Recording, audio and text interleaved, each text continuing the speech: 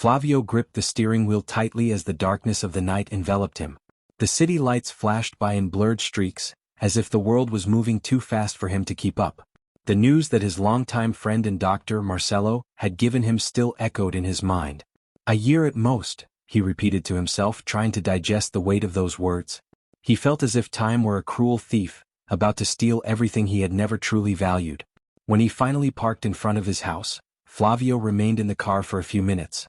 The tears he had fought so hard to hold back began to stream down his face, and he could no longer contain them.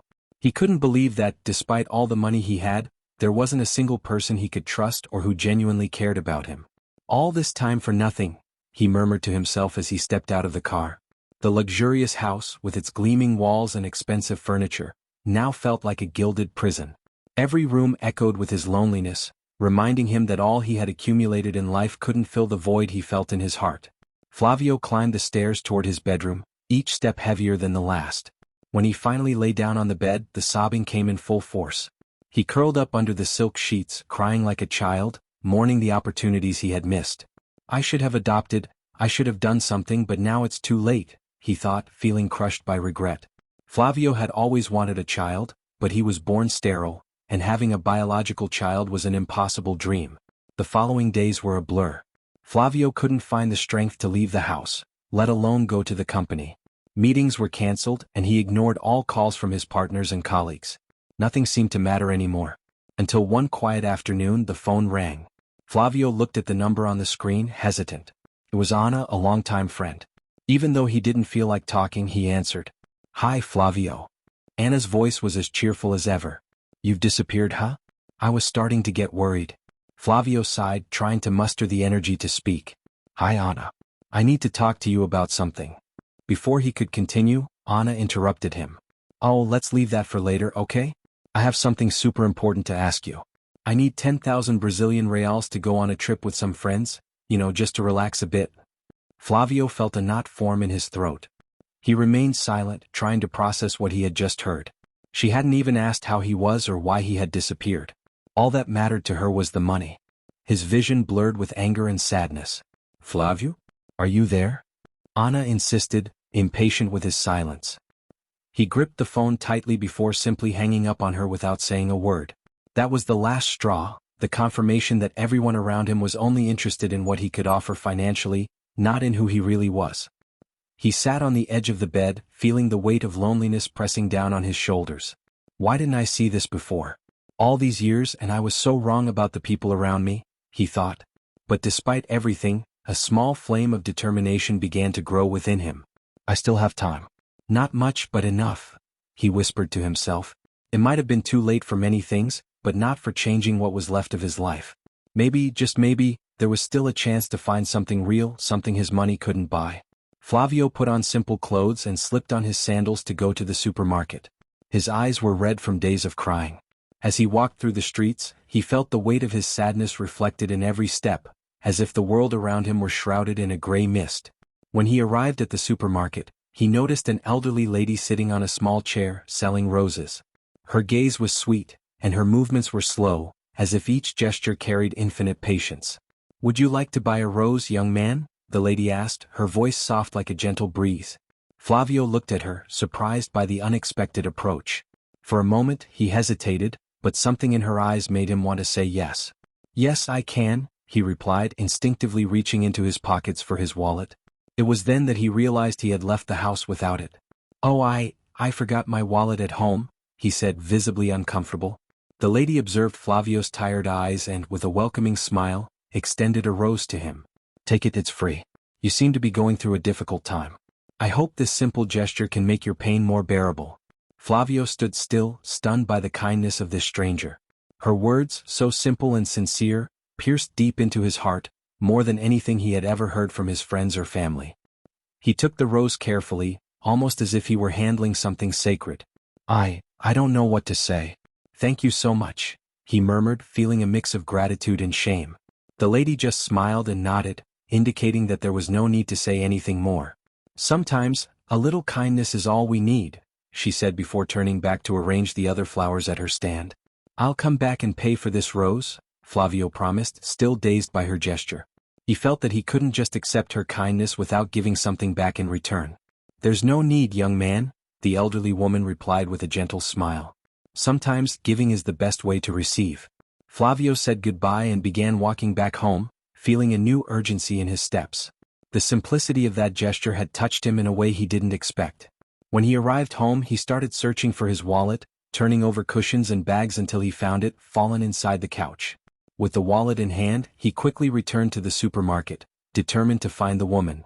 However, when he arrived, his heart sank. The elderly woman was no longer there.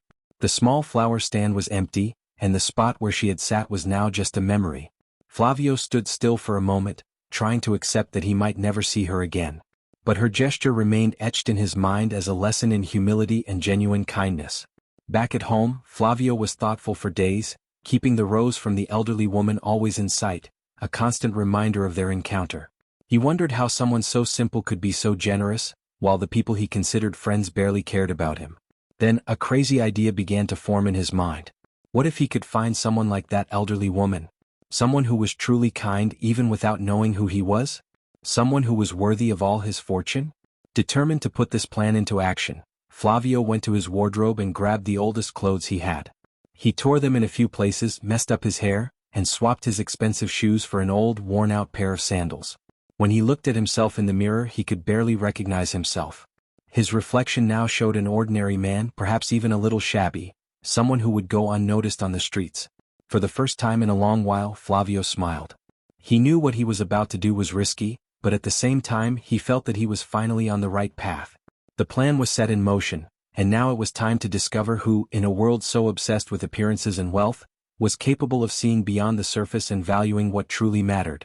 Flavio wandered aimlessly through the streets, feeling the weight of the world on his shoulders. The people around him seemed oblivious to his existence, but he could sense the disdainful glances some threw his way. "Is this how everyone sees me now?" he thought, trying to understand how much his new appearance affected others' perceptions of him. He had spent his entire life surrounded by luxury, being treated with respect because of his status, but now in that moment he felt invisible, as if he were just another face in the crowd. Eventually, Flavio found himself in a park and decided to sit on one of the benches. He looked around and, almost without thinking, held out his hand, asking for alms. "I'm going crazy," he thought, but instead of pulling back he smiled bitterly. "I don't know where this will lead, but now I'm going all the way." The reactions he received, however, were cruel. A man walking by looked at him with contempt and muttered, "Get a job, you lazy bum." Others simply passed by him as if he were invisible, a piece of trash in the urban landscape. Flavio had never felt so mistreated in his entire life. He was used to being respected or at least noticed, but there, on that park bench, he was nothing. As he sat there, still absorbing the harshness of what he was experiencing, he realized how far he had fallen from the life he once knew. A woman walked past him and gave him a look full of prejudice. She didn't say anything, but the disdain in her eyes was evident. Flavio was perplexed. What did I do to deserve this? He wondered. He was just sitting there, not bothering anyone, yet he was treated as if he were a threat, or worse, as if he were nothing. A few days later, Flavio returned to the same place, but this time he was dressed in one of his most expensive suits, having just left the office. He wanted to see if a change in appearance would make any difference. When he sat on the same park bench, he noticed the same woman approaching. She saw him but didn't recognize him. Instead of disdain, she looked at him with interest.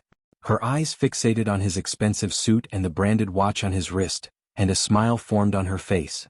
She began to flirt with him, which only heightened Flavio's indignation. He remained silent, analyzing the situation. "So, everything depends on how I look, is that it?" he thought, his frustration growing. The difference in treatment was striking, and the experience left a bitter taste in his mouth. Despite this, he didn't give up on his plan. He decided to continue his search, still hoping to find someone worthy of his inheritance. Flavio returned to the place where he had met the flower seller, but she never appeared again. As he walked around the supermarket, he noticed suspicious glances following him. 3 boys who looked like teenagers approached him quickly. Before he could react, one of them snatched the small bag where Flavio kept the money he used for his experiments. Another boy grabbed his arm while the third took the money, and the 3 of them ran off. Flavio tried to chase after them, but his age and the days of disillusionment had slowed him down. He watched them disappear into the distance, taking his money with them. Even though he didn't need the money, the sense of powerlessness and anger overwhelmed him. How did the world come to this? he wondered, his heart heavy. Stopping to catch his breath, Flavio reflected on what had happened. No one in this world deserves my money, he concluded, feeling betrayed by his own kind. The hope he had of finding kindness was nearly extinguished. Disillusioned with humanity, he returned to the park and sat down again on the same bench where it all began. With a hardened heart, Flavio promised himself that he would never again pretend to be a beggar, and more than that he would never give anything to anyone again. It's not worth it, he thought, feeling emptier than ever. Bitterness had now become a part of him, and he knew that from now on, things would never be the same. As Flavio sat there, lost in his thoughts, he felt a light touch on his shoulder.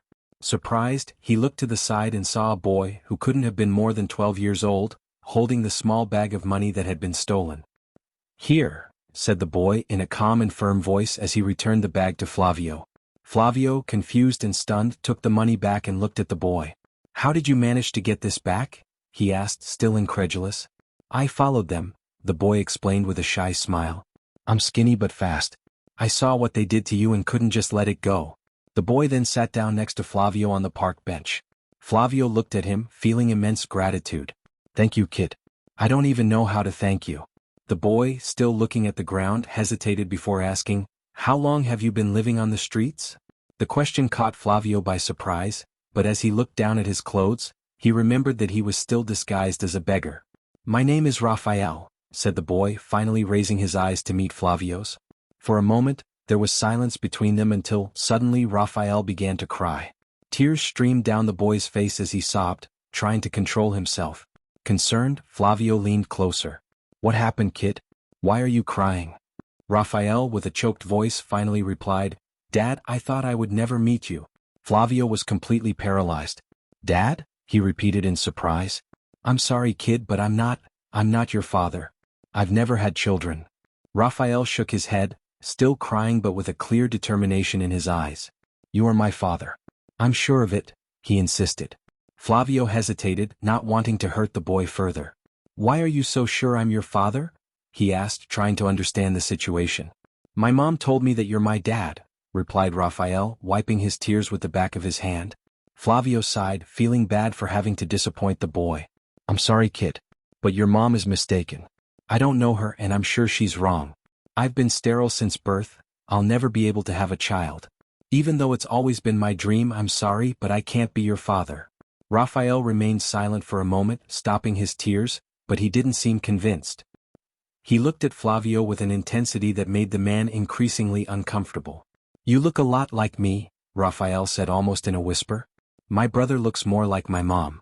The boy's words made Flavio take a closer look at him. Suddenly, something in the boy's expression, perhaps the way he furrowed his brows or the way his eyes sparkled, triggered a memory in Flavio's mind. He thought Raphael really did resemble someone he had known in the past, but the idea seemed so absurd that he tried to push it away. "Come with me and I'll prove to you that you're my dad," insisted Raphael, now calmer but still determined. Flavio hesitated, but something inside him, perhaps curiosity or even the desire to find some meaning in all of this, made him give in. "All right, kid," he finally said. "Show me what you have to show." And so, side by side, Flavio and Raphael began to walk. As they walked together through the streets, Flavio couldn't help but feel a strange connection with the boy, something he couldn't explain. Perhaps it was just a reflection of his own unfulfilled desire to be a father, or maybe there was something more to this story that he still didn't understand. The two didn't walk for long. Within a few minutes, Flavio and Raphael arrived in a sparsely populated area of the city. The streets were narrow and poorly lit, and the houses were mostly small and simple, with walls worn by time. Flavio felt a chill as he realized they were in a dangerous area, but the unease was eased by the fact that he was wearing simple, unpretentious clothes that didn't attract attention.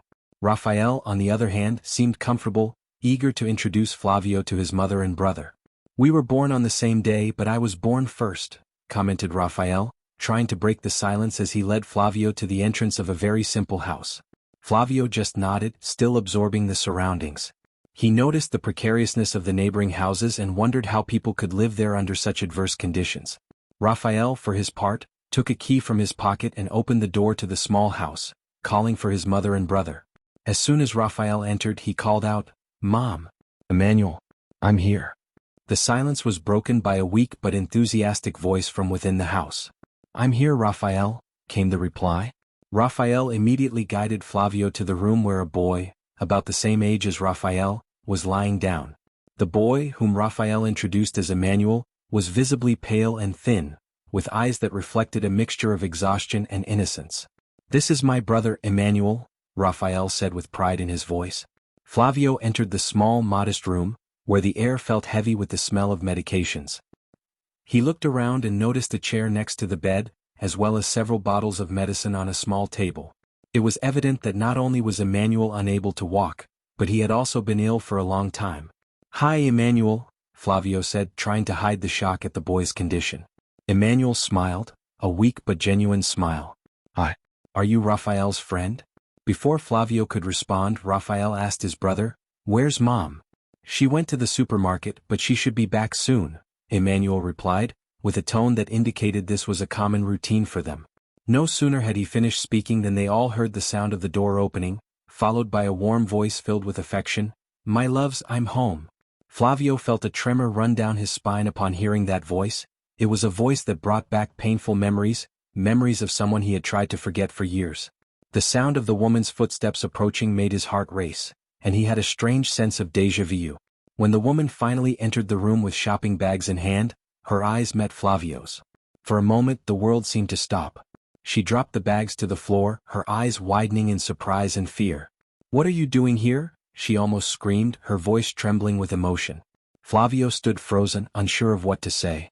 Before him was Sophia, the love from his past that he had never been able to forget, but who had also hurt him deeply. He couldn't believe what he was seeing. Years ago, Sophia was the woman he had imagined by his side for the rest of his life. But things had not turned out as he had hoped. Sophia appeared as shocked as he was. They stared at each other for what seemed like an eternity until Flavio finally managed to stammer a few words. "Sophia, what is happening here?" She took a step back as if trying to process what was happening. You shouldn't be here," she said, her voice now filled with a mixture of fear and anger. A flood of memories rushed into Flavio's mind, nearly overwhelming him. He clearly remembered the day he met Sophia. At that time, Flavio was just starting his company, struggling to find reliable suppliers. It was then that he contacted a large supplier, who sent one of their best employees as a representative. That employee was Sophia. From the moment he saw her, Flavio was captivated. Sophia was intelligent, determined, and had a captivating presence that won him over instantly. However, he maintained his composure and remained professional, focusing on closing the deal that his company so desperately needed. The business was successfully concluded, and Flavio began to see Sophia regularly. Each meeting, each conversation, only made the feelings he tried to hide grow stronger. Finally, unable to bear the tension any longer, Flavio confessed his feelings to Sophia. He remembered it as if it were yesterday, his heart racing, the anticipation, the fear of rejection. To his surprise and delight, Sophia smiled and admitted that she felt the same way. They began dating, and for a time Flavio believed he had found the love of his life. The relationship between Flavio and Sophia seemed perfect in everyone's eyes. From the moment they decided to be together, they became inseparable. Sophia quit her job as a sales representative and began working directly alongside Flavio in his company. Their partnership was strong, both in love and in business, and for a while, it seemed that nothing could shake the happiness they shared. However, Flavio's life wasn't without pressures. As the company expanded, he started working more than ever, dedicating endless hours to the business, often neglecting his health. He ignored the warning signs until he began experiencing frequent dizziness. Concerned, he sought out his trusted friend and doctor, Marcelo, to run a series of tests. Days later, when delivering the results, Marcelo tried to reassure him. "Flavio, your tests are normal. You're healthy, but you need to take better care of yourself. Eat better, sleep more. Your body is asking for some attention." Flavio sighed in relief, but Marcelo hesitated for a moment before continuing. "There is one thing, Flavio. An abnormality in the test. It's nothing that directly affects your health, but I need to tell you." With a calm voice, Marcelo delivered the news that would change Flavio's life forever. "Flavio, you are sterile. Unfortunately, you will never be able to have children." Marcelo's words hit Flavio like a bombshell. He felt the ground disappear beneath his feet. He had always wanted to be a father, and the idea of never being able to have a child devastated him. In the days that followed, Flavio carried this secret, not knowing how to share it with Sophia. The fear of losing her began to eat away at him. Time passed, and he still hadn't found the right moment to talk to Sophia. But unexpectedly she came home one day, radiant with happiness, a smile lighting up the room. "Flavio, I have wonderful news," Sophia said, barely containing her excitement. "I'm pregnant." Her words were like a knife to Flavio's heart. He stood frozen, processing the information. How was this possible? He had just discovered he was sterile. Anger and suspicion quickly overtook him. Unable to contain himself, he grabbed the test results Marcelo had given him and showed them to Sophia. "Read this," he said, his voice trembling with fury. Sophia took the paper, still smiling, but as she read, her smile faded. This can't be right," she murmured, incredulous. "Flavio, I never cheated on you. This baby is yours, I swear." The argument that followed was intense, and Flavio, blinded by the pain and betrayal he believed he had suffered, was cruel in his words. "You are a woman without character, Sophia. How could you do this to me?" he shouted, his anger overflowing. Sophia tried to defend herself, tears streaming down her face. "I have never been with another man. I love you, Flavio, and this child is ours. I don't know how, but it's the truth." Sophia looked at the photo in her hands, recognizing it immediately. It was an image she had taken many years ago when Flavio was still part of her life. She sighed deeply, feeling a weight in her chest. Sophia had forgotten about that photo and believed Raphael had too. She never wanted to reveal the true identity of Raphael and Emmanuel's father, but Raphael had always been persistent, asking questions she didn't know how to answer. Now, with Flavio standing there, the truth was right before her eyes. With a determined look, Sophia faced Raphael and said, "Take care of your brother. I need to talk to this man." Without arguing, Raphael nodded and went to the room where Emmanuel was resting. Flavio and Sophia left the house, walking in silence until they were alone on the deserted street. The tension between them was almost palpable, and Sophia was the first to break the silence. "You should leave and never come back," she said in a sharp voice, full of resentment. Flavio, however, couldn't ignore the feelings that surged within him upon seeing her again, even after all these years and despite the supposed betrayal. He realized that he still loved Sophia. The words came out of his mouth almost without thinking. "Emmanuel seems to need help. If you want, I can assist the boy." Sophia began to respond, the anger still present in her voice. "I don't want your—" But before she could finish, she stopped, realizing what was at stake. Her pride was about to take over, but she knew she might be jeopardizing a significant opportunity for her son. Sophia took a deep breath and, in a more controlled voice, said, "Emmanuel has a genetic disease. There's a specialized hospital, but it's the only place where he can be treated. The consultation and treatment are very expensive." Without hesitation, Flavio replied, "No problem, I'll pay for it." Sophia, struggling to balance her emotions, looked at Flavio for a moment before responding in a tone that mixed gratitude and pain. "Thank you, but this doesn't make us friends or anything like that." Flavio simply nodded, respecting Sophia's feelings, aware that their past was still full of bitterness. Together they took Emmanuel to the specialized hospital. The boy underwent a series of treatments and, to everyone's surprise, showed considerable improvement.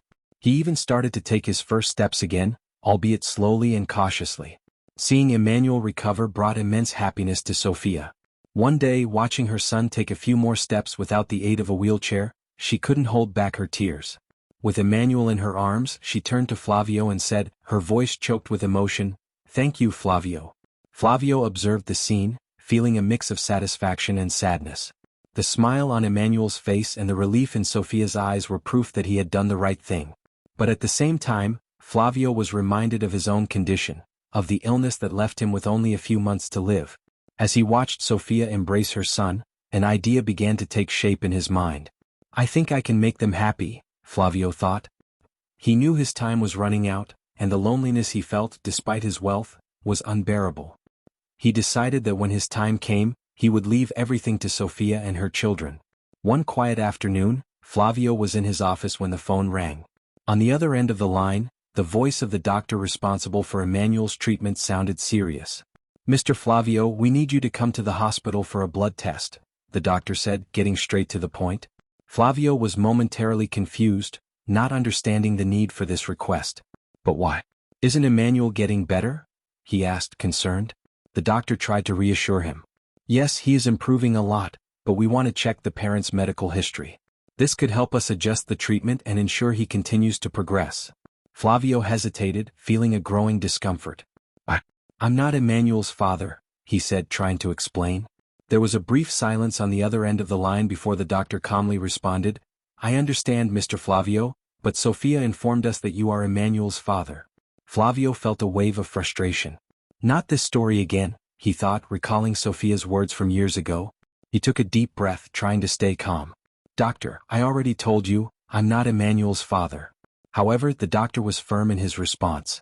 "I understand your position, but it's crucial that you come and do the blood test. This could greatly benefit Emmanuel, and whether or not you are the father, we can resolve that issue later. What's important now is the boy's well-being." For Emmanuel's sake, Flavio agreed to go to the hospital. Deep down, he was still grappling with the conflicting emotions that this situation stirred up, but he knew he couldn't let pride interfere with the boy's health. At the hospital, he had his blood drawn and returned home, waiting for the results with a mix of anxiety and apprehension. A few days later, the doctor asked Flavio to return to the hospital, informing him that they needed to talk in person. When Flavio arrived, he was taken to a private room where the doctor greeted him with a slight smile and a serious demeanor. "I have good news," the doctor began. "The results of your tests and Sophia's have helped us confirm the type of genetic disease Emmanuel has. Both of you carry the same gene, which allows us to better understand his condition and provide a more effective treatment." Flavio felt a mix of relief and confusion. "But doctor, I've already told you, I'm not Emmanuel's father," he insisted, hoping this confusion could finally be resolved. The doctor looked Flavio directly in the eyes and responded calmly, "Mr. Flavio, I conducted a DNA test, and it confirms that you are Emmanuel's father." The doctor's words hit Flavio like a devastating blow. He felt the ground disappear beneath his feet.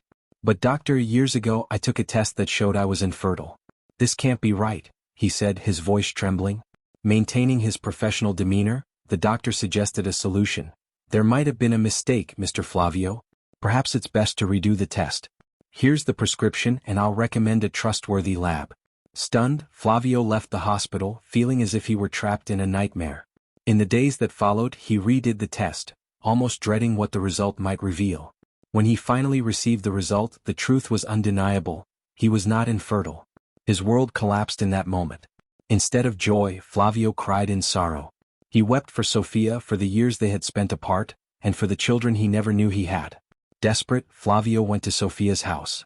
When she opened the door, he fell to his knees, sobbing and begging for forgiveness. "Sophia, forgive me. I've discovered the truth. I'm not infertile. Raphael and Emmanuel are my sons. How could I have doubted you?" Sophia, her face serious, looked at Flavio without showing any emotion. "I told you that 13 years ago," she replied, her voice cold as ice. Her words cut Flavio to the core. The reality of his actions finally hit him with full force.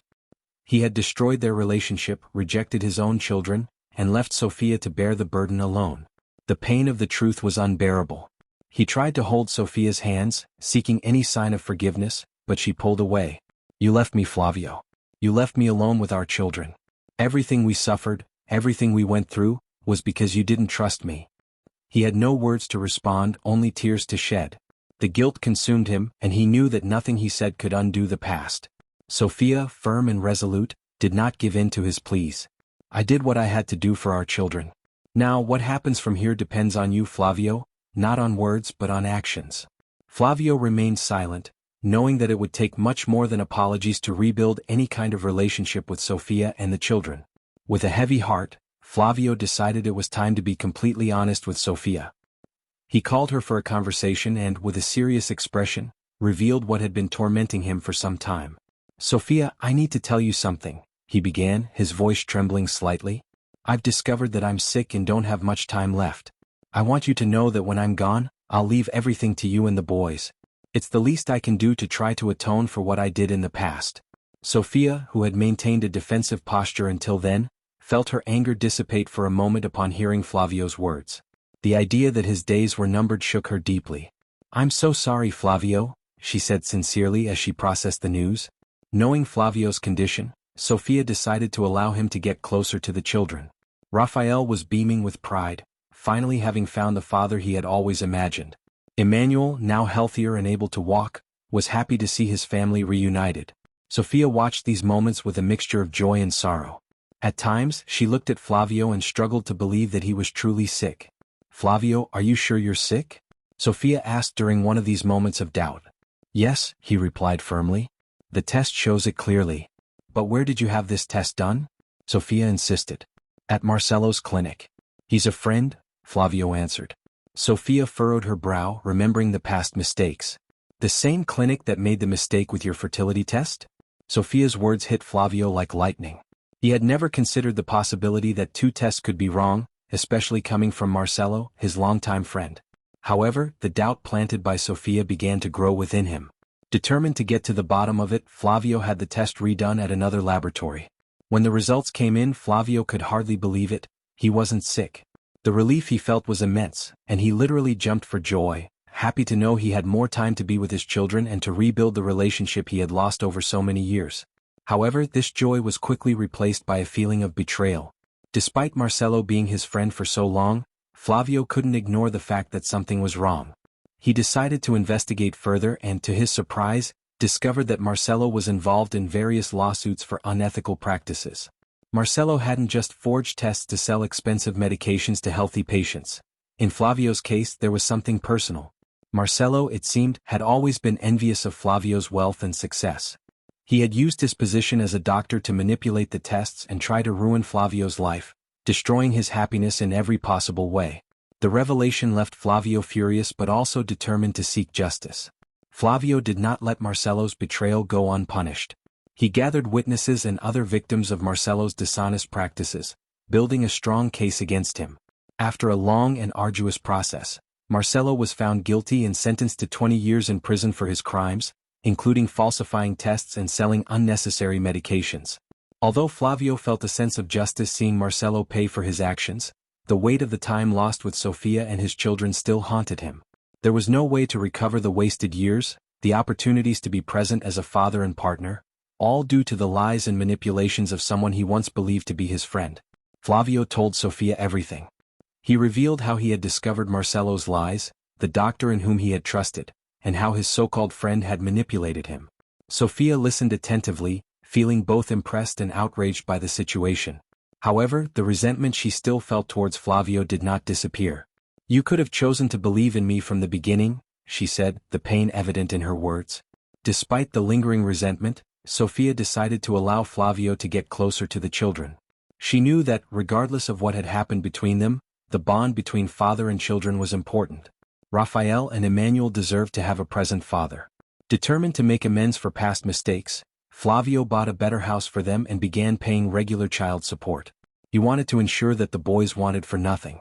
Flavio tried to reconnect with Sophia but encountered a barrier.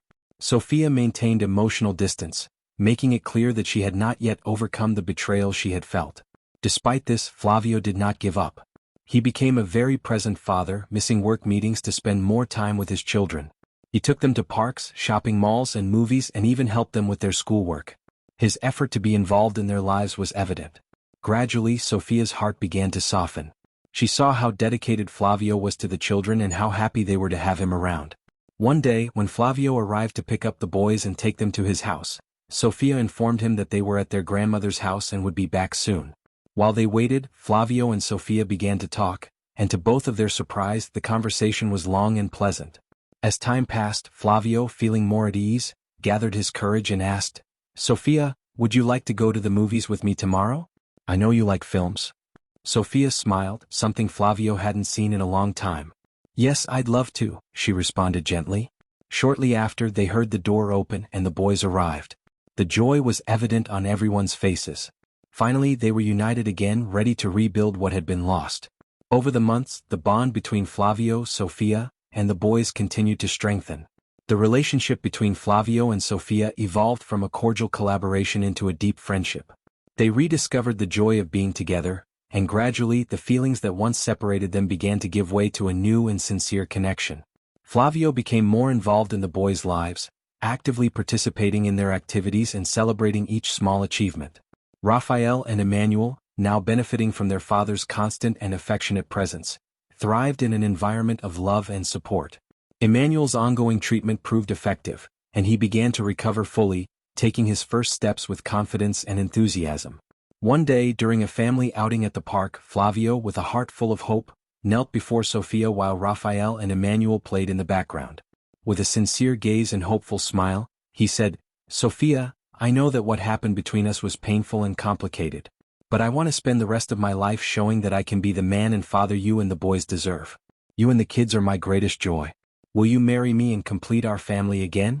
Sophia, moved by his words, saw her anger dissipate momentarily as she processed the news. She knew that the path to reconciliation had been fraught with challenges, but the genuine effort Flavio had shown in being a dedicated father and partner began to heal old wounds. The wedding ceremony was simple but deeply meaningful.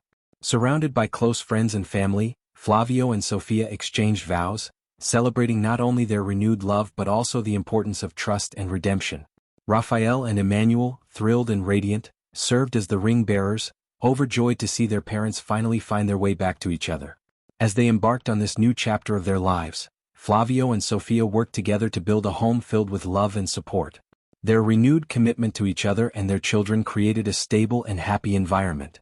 They faced past challenges with courage and determination, ready to embrace a bright and promising future together. The love that had been tested and strengthened became the solid foundation of their shared life, where happiness and harmony prevailed. And if you liked this video, subscribe to the channel, like, comment and share this story.